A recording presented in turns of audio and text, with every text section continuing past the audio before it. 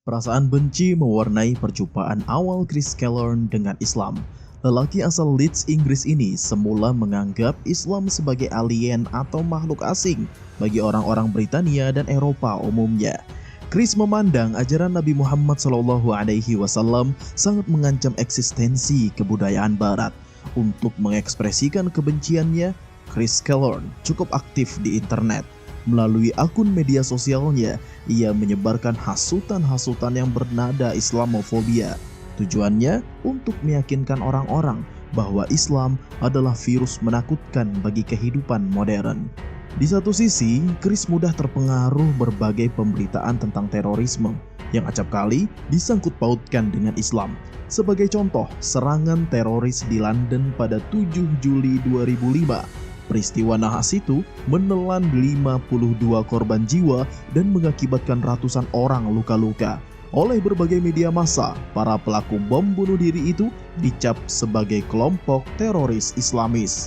Di sisi lain, Chris sendiri memiliki pengalaman buruk saat masih muda. Sebagai siswa SMA, ia termasuk korban perundungan atau bullying, dan beberapa perundungnya adalah anak-anak keturunan Pakistan yang satu sekolah dengannya. Berkali-kali ia menerima hantaman dan pukulan dari mereka sehingga membuatnya trauma. Begitu lulus dari SMA, cara pandang Chris terhadap dunia makin menyempit. Baginya, semua orang Islam adalah musuh yang mesti dienyahkan. Ajaran Islam baginya hanyalah pendatang yang tidak pantas berada di Inggris, tanah airnya. Di bangku kuliah, ia diajak seorang kawannya untuk bergabung dengan gerakan Liga Pertahanan Inggris atau disebut English Defence League atau EDL. Organisasi yang didirikan 5 tahun sesudah peristiwa bom London ini menganut paham politik sayap kanan ekstrim. Ideologinya antara lain adalah Islamofobia. Bagai gayung yang bersambut, Chris merasakan sangat cocok dengan IDL. Sejak terdaftar sebagai anggota gerakan tersebut, ia pun aktif dalam berbagai unjuk rasa anti-Islam. Pemuda itu bertemu dengan banyak orang sebayanya yang juga menaruh antipati terhadap Islam. Awalnya, aku tidak tahu bahwa IDL adalah sebuah organisasi. Aku pikir aku hanya berkumpul dengan orang-orang yang sepemikiran denganku mengenai masalah besar yang dihadapi kita semua, yakni Islam, ujar Chris seperti dikutip republika.co.id. Lingkaran pertemanannya di IDL mengubah pribadinya. Chris mulai menyukai minuman keras, bahkan menenggak khamr sampai mabuk. Ia pun tidak ragu-ragu untuk mengonsumsi narkoba. Komunikasinya dengan orang tua tidak lagi baik. Chris menceritakan pengalaman pertamanya ikut demonstrasi IDL di Leeds. Sebelum turun ke jalan, ia ikut dengan kawan-kawannya untuk membicarakan isi orasi yang hendak disampaikan dalam aksi.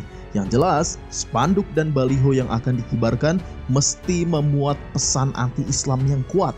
Chris sangat antusias. Ikut demonstrasi seperti ikut menonton pertandingan sepak bola di stadion, katanya. 2 tahun lamanya Chris menjadi anggota IDL Leeds. Belakangan, ia menyadari bahwa dalam masa itu dirinya hanya membebek para petinggi IDL.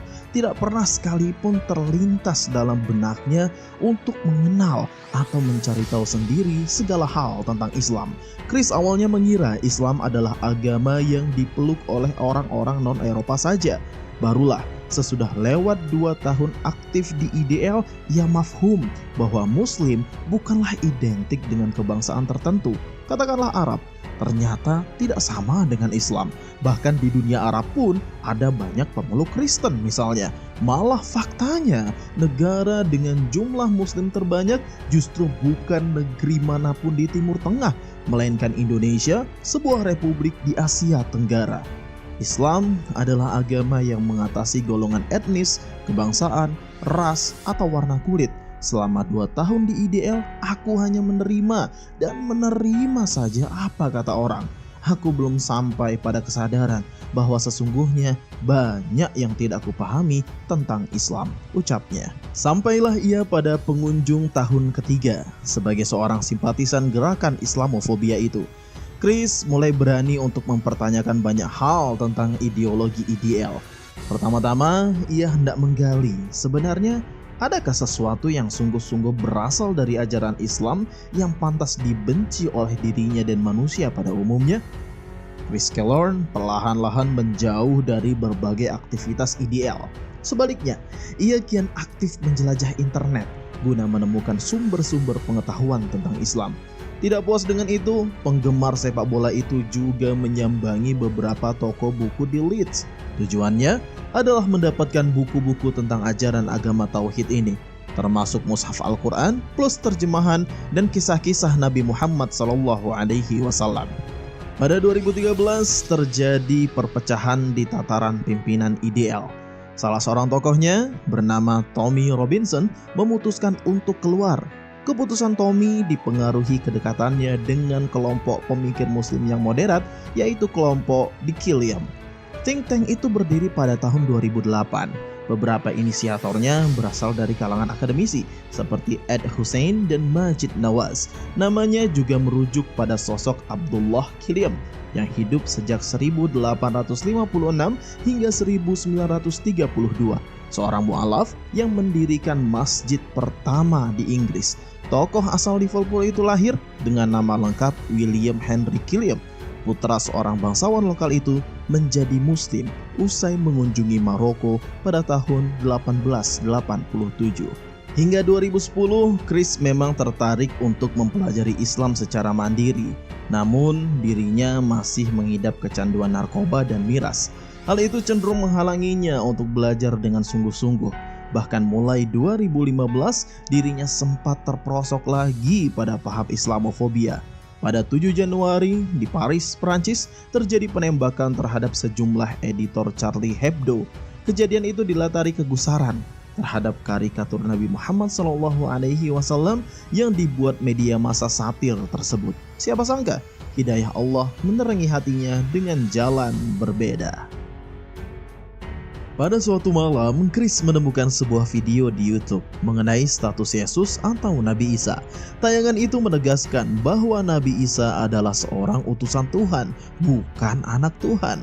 Chris senang menyaksikan video itu karena sejak kecil dirinya pun dididik dengan pemahaman demikian. Semula, ia mengira tayangan itu dibuat oleh sebuah denominasi Nasrani. Keesokan harinya, dirinya bekerja seperti biasa dan pulang larut malam. Chris lalu memanggil taksi. Dalam perjalanan pulang, ia pun menuturkan video yang ditontonnya kemarin. Ternyata, sopir taksi itu adalah seorang muslim. Menanggapi cerita Chris, sopir itu menyatakan bahwa Islam mengajarkan Nabi Isa adalah utusan Allah dan Tuhan tidak beranak tentu saja, tidak pula diperanakkan.